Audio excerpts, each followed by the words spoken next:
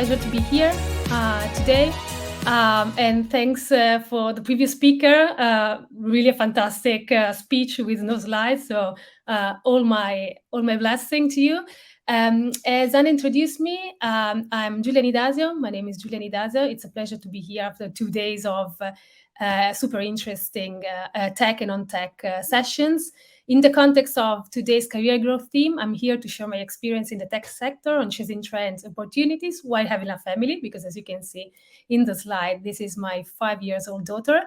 As the session title says, I've been a web developer, now a head of product, and I've been learning and growing in startups and unicorn. I'm currently working as a head of product for Wallapop, the leading second-hand marketplace for unique goods.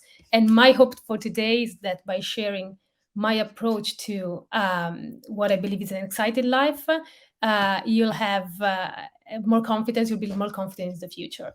I can see that maybe the slides are not changing. Yes, now it's changing. Great. So this is me at work and me at home. So let's start. My path before starting my path, you will discover the meaning of this minimal graph visualization along the way. But as a hint, this is a framework we refer to while building product in tech and on tech. And I discovered along the way, and you will see that it's also my personal framework as well for a happy and challenging life. My path of chasing opportunities started as a child. I was one of those kids that had no specific passions. So I had to try a lot of different activities before finding something I liked. At the time, I tried sports, of course. I was in a football team. At the time, there were no mixed teams, but only boys teams. So my parent has to ask the association for me to play as the only girl in the team. Then my dad used to, and I loved it. Then my dad used to play judo. So he encouraged me to take the same. And honestly, it was not something I really liked and enjoyed. So I dropped out of it, but I tried. And I ended up, after several years and several activities, to stick with athletics, where I did find my passion. Finally, I was chasing, where I competed for 10 years, more than 10 years. So these years, the early years, are the first memory I have on discovering passions with the test fail approach as we do in products. And I'm sure some of you can also find this analogy in your life. Jumping 10 years ahead, you'll see a lot of cross mark on the slides because it was the time to decide for my university career. And again, since this time I couldn't try several career paths, I chose to go with an exclusion approach. I was asking around, gathering feedback from my friends and my sister's older friend, and started to exclude those universities, those career paths that were not really interesting to me. And luckily, by exclusion, I was able to enter in industrial design of the Polytechnical of Milan. And I say luckily because I loved it. I started to study properly, like really enjoy studying. Finally, I was exposed to very interesting people, international environment, and this was one of my wow moments in life where I did find something I was passionate about. During the 5 years of the uni career, I got introduced to design thinking, to challenging ideas, to learn from others, and to understand people, to work with others and friends and colleagues to solve problems together, to build a plan and work as a team to make it possible, to explore the unexpected. And this hands-on university taught me that it was okay for me to learn what I love by doing and find out also what I really didn't like by doing as well. So the curiosity of this environment led me to travel and discover a new passion. And that's how I started working as a web developer and designer as a freelance. When I was getting in contact with agencies, consultancy, and digital transformation companies. So from industrial design to web developer freelance. What I've learned during the web development experience is to be humble, to listen, be surrounded by very smart people that can teach you along the way. This might be a little bit controversial, but for people like me that are chasing their passion step by step, we learn from each other. And in the quest of a constant growth, the social tissue and the people that we meet in the work environment do have an impact on shaping who we are in our career growth mindset. My learnings from these years of a freelance web designer was basically to progress on tech skills, on trying to shape every day moving forward to the next learning challenges, which made me realize that I wanted to discover more on the other side of the project. I want to discover the strategy, the planning, the management side, and not only the development world. So I went back to the learning path. I went to study design management. I landed a job as project manager, as by then product management was not a very common role in companies. And I worked as a project manager for a few years. And then mobile happened. The hype of mobile started. And so my need of chasing this new market trend also, it was all mobile and I wanted to be in it. So I've quit work. I got some very basic mobile API knowledge. I played around with the initial app development framework like PhoneGap. I'm not sure if anyone remember PhoneGap. Um, and there I was. After 15 years from my first football experience where I was the only girl in the room, I found myself again sitting at the table where I was not the executor, the designer, the developer, but I actually had to convince a bunch of very, very experienced project managers or males with all the PM certifications that we could build an app from scratch in different languages in 3 months remotely from Europe and Asia. But it was a fantastic experience. I was backed up by my company, that it's now one of the biggest digital companies called DMI. And during this time, I learned that everyone has a seat on the table. If we bring expertise and add value in this wonderful tech dynamic world, as women, we do have a plenty of opportunities. So I spent 4 years in that company where I traveled the world, building end-to-end mobile apps with distributed teams in US, in Asia, and Europe. And then again, I was surfing the wave of chasing trends. I've been a freelance. I have been a web developer, a project manager. So I thought, well, let's chase the trends of a startup and let's build a startup. Why cannot do it? And there I was working at night to launch what would have become, for me at least, a very successful startup, a product in my mind, of course. With lots of love and sweat, we were able to launch Localer in Italy, my original country, which was received by lots of positive feedback, award from Wired, etc., etc. However, when you learn by doing, it also means that you fail along the way.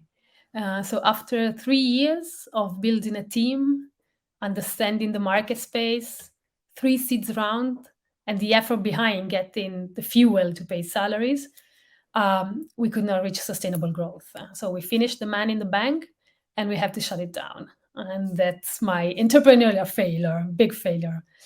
But with the failure comes also learning. So from this experience, my couple of learning that I would like to share with you is the first one is building product. It's very expensive, very, very expensive. Time to market is key. So we need to be very wise. I need to be very wise on the money raised that we're going to salary and have a time to market fit, which we weren't able to do it. And the second takeaway is that being a freelancer, a web development freelancer, and a startup entrepreneur is not the same. The hard job for me, at least, is leading teams, building teams. It's hard, and leading by influence, it's even harder. So after the failure experience, I went back to work for a company as a product manager. The company is called Skyscanner. I worked for Skyscanner for almost 5 years, and we were shipping world-class products. We were working on hypergrowth environment, super interesting, super cool. I was introduced then to soft skills as well, to the coaching side of management, to understanding people's needs and motivation. And Skyscanner, while I was there, became a unicorn. and it was sold to the biggest Chinese travel corporation. And in this phase of transition of a unicorn, I've discovered the passion of leading teams in different countries, focusing more on processes rather than have an impact as individual contributor. And there I started the mentorship work. I recall in some of the previous chat also was mentioned mentorship. For me, mentorship has been very important, giving and taking. And it's not about sharing my personal experience to other PMs so they could avoid to go through the same mistakes I've made along the way, learning with a hard lesson. But to me, mentorship also is a learning approach, understanding how people think, consolidating concept, and most important, I've started to listen more to people. And listening is a big part of management. And after that, my daughter came. So I spent a while before getting back to work to understand what was my priority in life. And balancing, of course, work life, taking time to think, I realized that for me, an important part is to have a challenging work, is to spend time in a work environment that enriches me as a person with tech challenges, solving problems. And the new requirement for me to work was to work in a family friendly place because I want to be there also for my kid.